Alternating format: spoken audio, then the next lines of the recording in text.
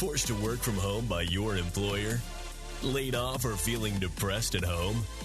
Do you want to make money working from anywhere? We'll show you how to do it from your couch. It's time for another episode of the Work From Home Show. Coming to you from their homes in Austin, Texas and Tampa, Florida, here are your hosts, Adam and Naresh. Welcome back to another episode of the Work From Home Show. I'm Naresh Vissa with Adam Schrader, and we have a third individual with us. He is one of my favorite personalities, one of my favorite self-help gurus, kind of a newer self-help guru who helps people, particularly of the older age, particularly of the younger age, like me. I'm a millennial. Adam's a millennial. His name is Gary John Bishop. He's the New York Times bestselling author of Unfuc Yourself, Get Out of Your Head and Into Your Life. Also the bestselling author of Stop Doing That Shit, End SelfSabotage, and Demand Your Life Back. Also the other book, Do the Work, the official unrepentant, ass-kicking, no kidding, change your life sidekick to Unfuc Yourself. And the new audiobook, it's not in paperback or Kindle, but it's an audiobook called Ask Gary F***ing Anything. So 4 really, really unique titles that I actually like a lot. And I've skimmed through some of these books as one of the leading personal development experts around, with a reputation that has impacted millions of people worldwide. He's also sold millions, maybe tens of millions of copies of his book. His urban philosophy approach, and that urban philosophy approach is what I was talking about earlier, that really resonates with, I think, people our age group, the millennials. His urban philosophy approach represents a new wave of personal empowerment and life mastery that has caused miraculous results for people in the quality and performance of their lives. Gary John Bishop, welcome to the Work From Home Show. Awesome. What a great introduction. It was wonderful listening to you curse your way through those titles there. That was great. Well, a lot of our listeners, a lot of the world has been cursing their way through the pandemic and these lockdowns. Right. Few words dropped. Yeah. Yeah. And I want to start the interview talking about that, because lots of people are, for lack of a better term, they're f***ed right now. Right. They've lost their jobs. Maybe they're unhealthy. Maybe they're having family problems. Unemployment all around the world is just crazy. What's your advice to them, and even to people who aren't f***ed right now but think that they are going to get f***ed within the next year or so? I think I think it's good news when you're f***ed. I really think it's like, all right, it's like a moment of realization, right? Like, I'm screwed. And if you kind of get on the other side of the panic, because there's an initial panic, like, oh, what am I going to do? And how am I going to... But just get like, all right, I'm f***ed. All right, you just kind of like, and then you got to get real about what your personal brand of that is. Like, if I lost my job, is my business tanked? Is my significant other had enough of me? You got to really get really straight about all that, right? And really kind of like tell the truth to yourself, because every great transformation of your life begins with a truth, and it's telling yourself the truth. It's not you telling somebody else the truth. It's you being, looking yourself dead in the eye and saying, just being honest about it with yourself. And that's the beginning. That's where you start to look at, like, all right, so now what? Which is ultimately the best question you can ever ask yourself, is now what? Because it doesn't allow you to indulge whatever might have been. But I think a lot of people are a little f***ed in the head right now because life doesn't look the way it did. And that's the big thing you got to start to deal with. It's not the same. The situation's not the same. Society's not the same. And the more you can indulge that notion in your head that it should be or it could be, the more that'll weigh you down. So you got to really kind of come to terms with the reality, and it's a new reality. And it only looks like a shit show when compared to the old reality, because believe it or not, there are people right now who are shifting and pivoting and moving with what they're getting faced with right now. And that's important for you to be checked in with and keyed into what's happening right now. Yeah, and I think that's a really good point that you bring up in consulting and therapy. The first thing coaches or consultants or therapists or counselors say is identify the problem and accept the situation and the problem at hand. And I think your advice of if you're accepting that you're is such an important part of this process of development and of rebuilding and resilience. And I think a lot of people, I've been in situations before when I was younger where I knew I was but right. I was like, you know what? I'm not going to accept it. I'm going to try to cover it up. I'm going to lie to myself. Right. And I think that first step of acceptance of the situation that you're is really the most important step. Right. And nobody cares why. Like why you're nobody cares. And you shouldn't care. You shouldn't care about why things are the way they are. That won't serve you either. The only thing will serve you is to acknowledge, take responsibility, look at life right in front of you right now, and ask yourself, what next? Now what do I need to do? One of the hardest people to be honest with, though, is yourself. So do you recommend like going out and checking in with your friends and being like, hey, what about this for me, and getting an outside perspective? Yeah. Or how do you start being honest with yourself? Because there's always somebody you can blame, easily out other people, like, oh, Naresh is holding me back. If only I did this. Yeah. When in reality, I'm screwing myself. Right. I think you're right. Like, it's the hardest thing to tell yourself the truth because you've been conning yourself for so long. It's challenging to see the truth. You might get little glimpses of it, And people do this in relationships all the time. Like they look at another person, or sometimes they'll do it in their job. Like, yeah, this job's miserable because of you. And if you stop that, if you say, okay, well, look, that's one perspective. Let me set that aside. What's another perspective here, right? And the way that I like to frame it for people sometimes, I like to say to them, is when you go into Starbucks, does it ever smell like anything but coffee? And the answer is no, it always smells like fucking coffee in there. And that's true of life and everything you get into. So it's absurd to think you're getting blindsided in life. What you're getting presented with is the whole of the picture. And you need to tell yourself the truth about that. Stop blaming and start saying, well, I'm a human being. I'm alive. I'm open to the same sort of risks and suggestions that other human beings are. And, I need to take responsibility for my life. This isn't an opportunity for me to blame anybody. This is an opportunity for me to own it and step into what's next. Yeah, and people say that you attract the things to yourself. So if, everybody around you is a crappy person, you need to look at why you're attracting crappy people. Or if, every job when you change is a terrible job. Why is that? That's, you got to keep asking yourself those things. So. Yeah. I mean, I could give you another thing. I mean, I really could give you another way of looking at it. And that is, what if you're not attracting this stuff? What if you're looking for this stuff? What if you're an opening for this stuff? What if you're even looking for this stuff when it's not there? Like, what if your particular subconscious bias is to prove something about yourself or something about other people, and that you're always finding evidence for it? Like that's, to me, that's the kind of work you need to do as a human being. You need to understand what's driving you in the background. And you'll never understand that if you just keep looking at what's in the foreground for evidence as to what to do next.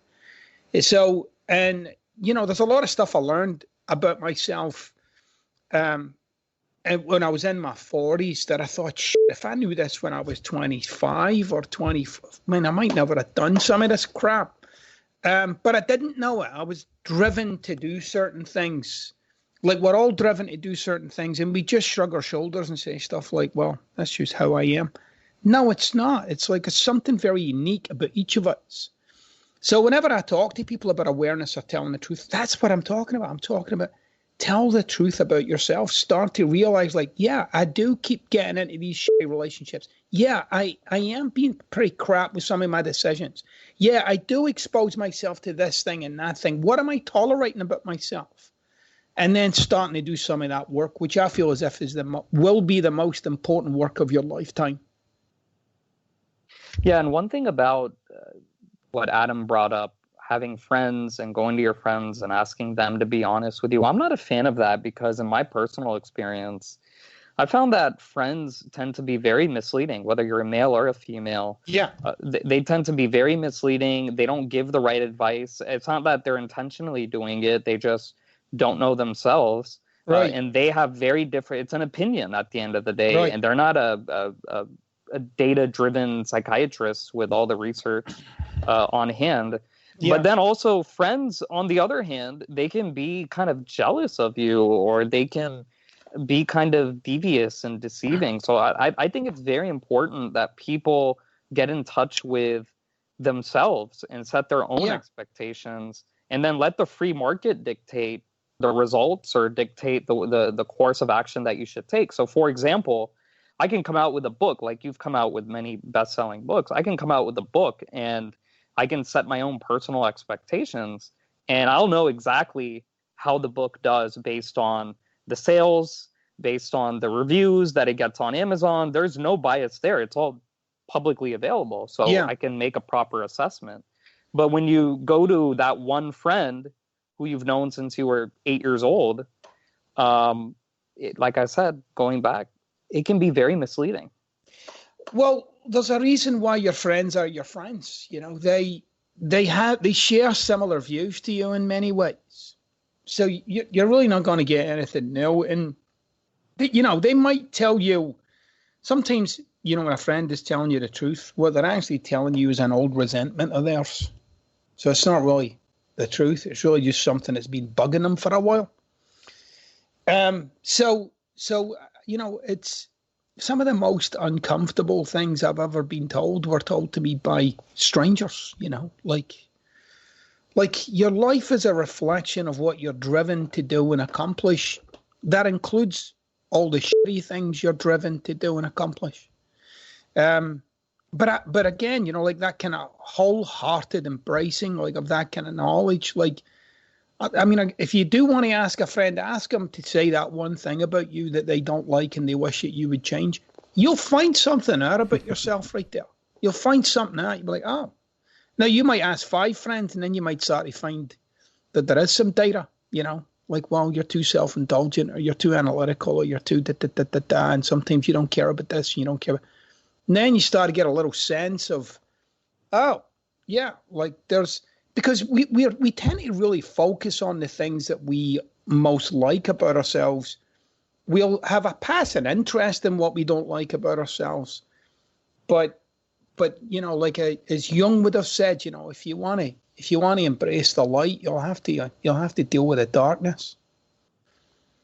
Yeah, and I'll also, one last comment about this topic. I think I've got a good amount of friends worldwide, but only a tiny percentage of those friends are people who I would truly respect to the point that I'd call them and take their advice to heart.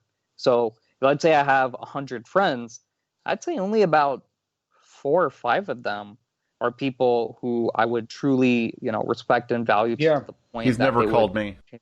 Yeah, I think it tells you a lot right there. But yeah, I agree with you. Like, I don't know if friends are a great reason. I'm not one for giving advice either. I think advice is just what somebody thinks you should do.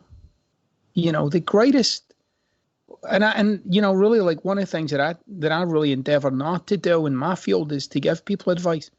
I like to make you think. I like to challenge your reality. But ultimately, your decision to do whatever you're going to do or not do must lie with you. It must come from you. So even if somebody says, well, here's what I think you should do, the first thing you got to say to yourself is, okay, if I'm going to do this, I need to embrace that as my own, because I don't want to believe in myself or leave myself with the idea that I could blame somebody else for how this turns out. So if somebody does give you advice, at some point in there, you have to adopt it fully as your own, which includes adopting the consequences. So once you're honest with yourself and you start to look over the things, what's kind of the next step that people move on to? Yeah. Well, when you start to tell yourself the truth, you have to deal with the impact. So you have to deal with like, oh shit, like what's happened in life given this. So all your actions, everything you do, everything you say has an impact on you, right? And you've lived a life in the aftermath of your actions. People think it's, your life is given by the quality of your thoughts. Not necessarily so if your actions aren't aligned with them. Your actions have to align with your thoughts. When you do what you think, all right, now your life is a reflection of your thoughts. But after you tell yourself the truth, you got to really embrace the footprint or the impact of whatever you're now telling yourself the truth about. But it includes those around you, right? I mean, a question that we rarely really engage with is, what's it like for people to live with me? Like, really, like, what's it like? Can they rely on me? Am I easy can I love or get along with? Do I exclude people? Do I use people? Do I tell myself the truth about this stuff? Which can be a little bit, you can get a little too down about it. You can't be down about that stuff. You just got to get it really flat for yourself. Like, okay, this is what I've been doing with my life, and this is what I've been doing with myself. And this is what it's been like. This has been my impact on myself, my friends, my family, my community, my whatever. Without any justification, you can't justify it. You can't be like, well, I had a tough time. Or, people are assholes too. Or you can't do any of that because that won't take you to the promised land of complete freedom for yourself. So you get the impact. You deal with the impact. And, you might even find there's a couple of conversations you need to have with people. You kind of, like, there's something I've noticed about myself and I want to take responsibility. Like one of the things that I did, it was a big transformation for me, actually, is I realized how hard it was to love me. And it was shocking to me because I'd always thought of myself as a big-hearted man. But it was hard to love me. It was challenging to love me because I was so driven and so single-minded, and I was really all just about hard work. And I just thought, well, if I just keep providing for people and being a good guy with people, I'll be easy to love. But I realized that I wasn't easy to love. Like there was something, it was a challenge to love me. I was kind of good to have as a friend, but if you wanted to like share some deep, profound human experience with me, that was not going to really happen. And it was no fun realizing that I'd become this guy. And so I noticed, like, for instance, with my family, just how easily I would just get on with life. And, I would call them and talk to them and blah, blah, blah. Or even with my wife, like, we do stuff together. But don't ask me to be, like, open and vulnerable and loving and tender. That was not something I was going to do. And so those were like big, that kind of transformation for me was massive. It was an opportunity for me to step into life as someone that I'd never really been comfortable being. And it opened up whole new worlds of conversation and opportunity that I'd never even knew were there. I'd known were there. Yeah, well, that's kind of opens up a separate discussion, which I'm curious to know based on the titles of your books. How did you get into this space of self-help? How did you start writing? Kind of what's your history? What's your origin story? Yeah.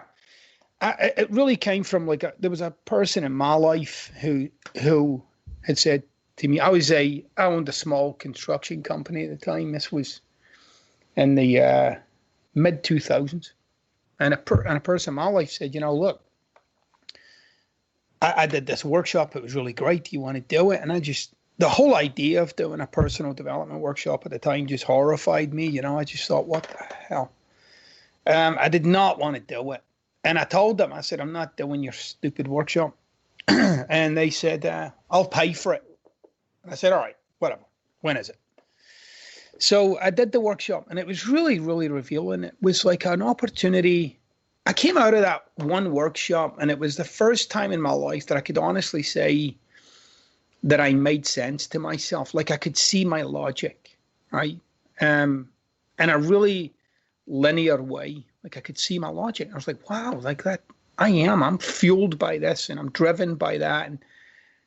And I could see, like, for the first time in my life, I could see like a nature to my upsets. Like it had all been like everybody else, I related to myself as some kind of, just a set of circumstances driven by a past and understood by a series of psychological terms.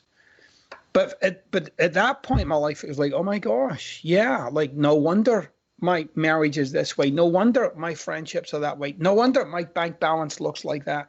And I could see the places where I was bumping up against things, and now I could understand it. That sent me on a pathway of really taking on my own life and continuing to develop myself. And through that pathway, I learned a kind of specific discipline, I guess you could call it. And in pretty short order, in a few short years, I ended up becoming a senior program director at this really large personal development company. And so I got really intensely trained in how to deliver a very specific discipline. And I traveled all over the world doing workshops and seminars to thousands and thousands and thousands of people from every culture you could imagine. And it was educational. It was inspiring. It was a tremendous responsibility to be able to go and work with people and producing results in their lives. But it really set me off in my own pathway of my own kind of philosophy. And, it kind of got me more into existentialism and some of the Stoic philosophers. And I really just started to put this kind of framework together in my mind of how to engage with a human being, how to have a human being introspect and discover about themselves. And that's really been my mission, and giving some of those insights and some of that knowledge away and continuing to expand it. There are, if I had to guess, if you went to Amazon and searched like self-help, you'd find 3 million books, I would just say. There's so much advice and recommendations and things out there. What are some of the, and I don't need you to name names or anything, what's some of the advice that you see people following that in your opinion is not going to help them move forward? Yeah. Anything that makes you feel better about your current pile. So one of my pet peeves is when people talk about toxic people. Okay. So I see that, and I even see people in my industry use that phrase like, oh yeah, that's a toxic person. That's a fucking shitty thing to say about a human being, to call them toxic, right? Now, I'm also not, I don't have this kind of Pollyanna approach, if you haven't gathered that already. I know people do shitty things, like really shitty things, really terrible things. But I'm not at the point where I'm ready to just call somebody something, right? In a way to kind of help myself deal with my situation. So I'm always at great pains. And this is what I guess what I love about existentialism. The fundamental tenet of existentialism, at some point you have to bring it back to you. You can talk about, I was raised here and my father was that and and you can do all that, it's fine. But at some point you must sit and say, okay, this is on me. And one of the things that I always encourage people to do is to say, not only is this on me, but I'm no longer willing to explain myself in terms of my past. I'm no longer willing to do that. There's a lot of self-help stuff out there that actively encourages you to explain yourself in terms of your past, which again, it's just, that's all you're doing there is just continuing to promote the myth of who you were. You're just continuing along that pathway. And every success you'll have in your future will be based on whatever you've had in your past. Therefore, you're always living within a certain range. So I think that's one of the things that's made my books so intensely popular and my message so intensely popular is I don't fucking care about your past. I'll talk to you about it. I'll work with you on it. But ultimately, I'm not as into your past as you are. And I know I've gotten my job done with somebody when they can talk about their past in such a way, like they got absolutely nothing about it. No resentment, no hurt, no anger, no nothing. It's just there. And, I guess that's probably what separates me. Well, talking about this separation a little bit more, you created the, I guess, philosophy or the ideology within the self-help space known as urban philosophy. Right. So can you tell us why you coined it that and what exactly is an urban philosophy? Right. I was always at great pains to distinguish the difference between urban philosophy and being an urban philosopher, which sounded way too self-indulgent to me. So for me, some of my favorite philosophers are people like Martin Heidegger and Hans Georg Gadamer, Edmund Husserl. I'm really inspired by their intellect, their insight, their work. But I never went to college. I never did philosophy. Thankfully, I didn't, because I got to kind of look at their work from very much a layman's perspective. But the problem, and particularly with somebody like Heidegger, Heidegger is a freaking tough study, that is, even amongst Heideggerian, students, he's a tough read. So what I started to do was look at a lot of this work of his and some of his counterparts at the time, and ask myself, well, if I live in Maryland and I've just lost my job, how does what he said there apply to me? And so that was really the beginnings of me putting together something for somebody that was profound and grounded in some really beautiful philosophical writings, but delivered in such a way that it just resonated, like it just echoed through the background of someone's life and inspired them to change. So my kind of brand of philosophy, if you like, is very, very easy to engage with. It's powerful, it's penetrating, it's deep. You got to think about it.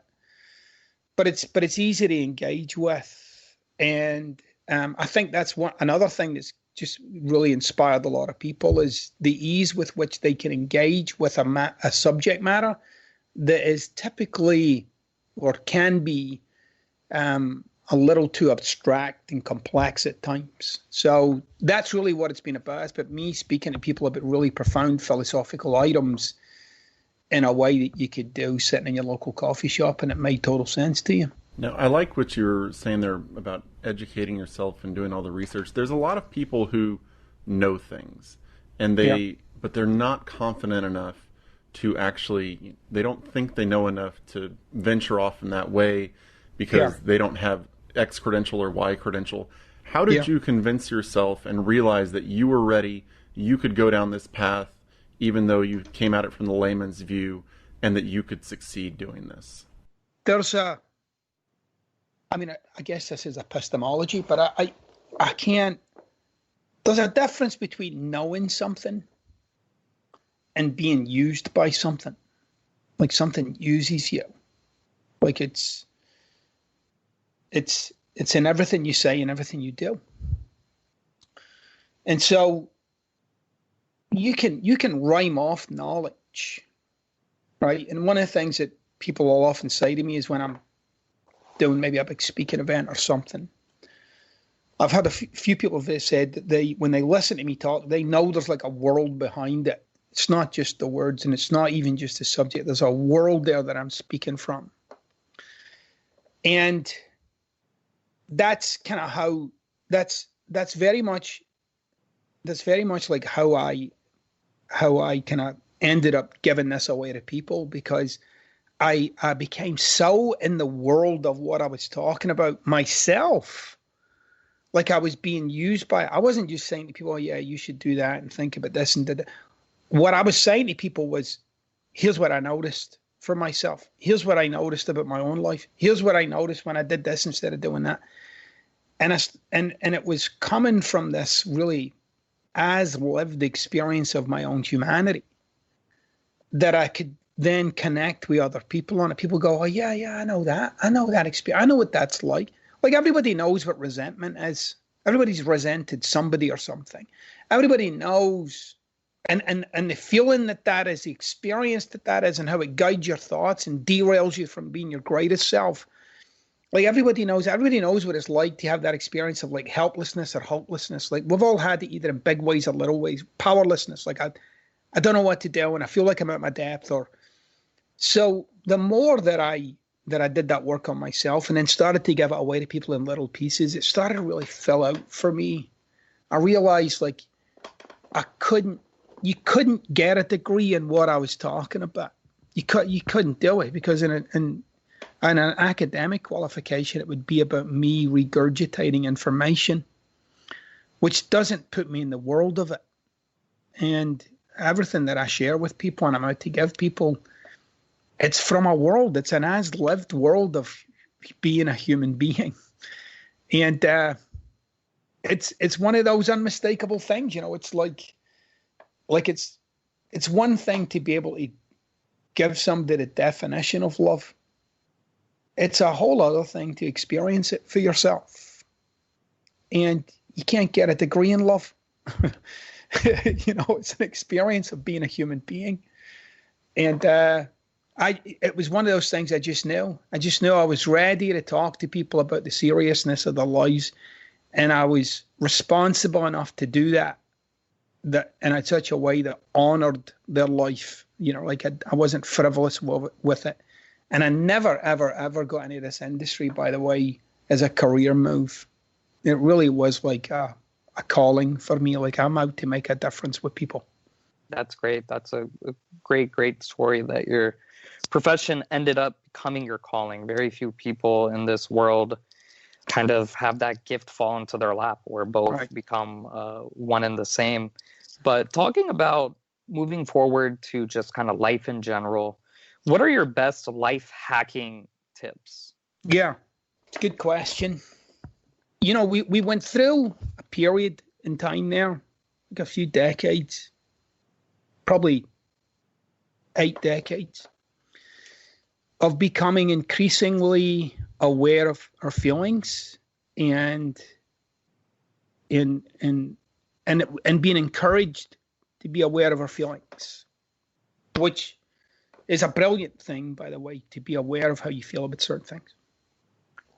I think we've kind of we're a little in danger of overdoing it. So that is, there's so many people now are guided by how they feel. And it's a shitty compass for what you should do. I know a lot of people are like, oh, your intuition and your gut. No. I mean, I can impact your gut with a half-decent martini. Yeah. Right. or a slice of pizza. Right. And it's not like you should dishonor that. And it's not like you should ignore that. I think you got to find the right balance for yourself where you got to really look, well, what am I using as a guide as to what I should do and not do?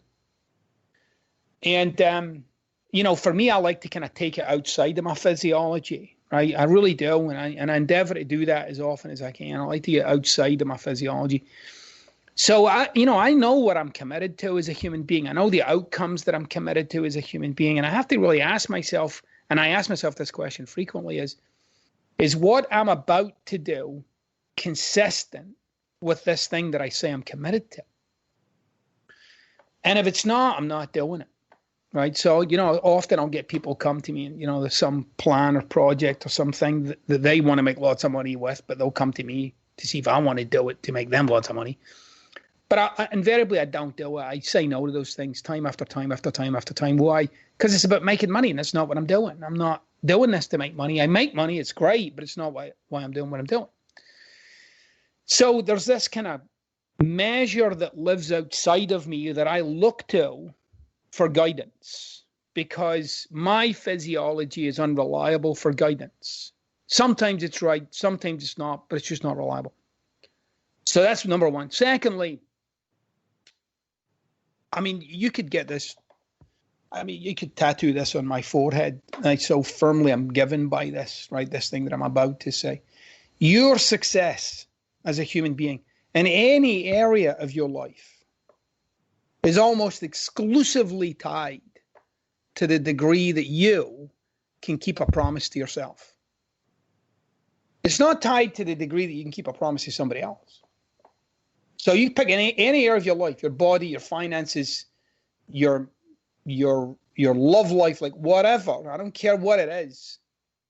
Your success in any area there is almost exclusively tied. Like nothing else really matters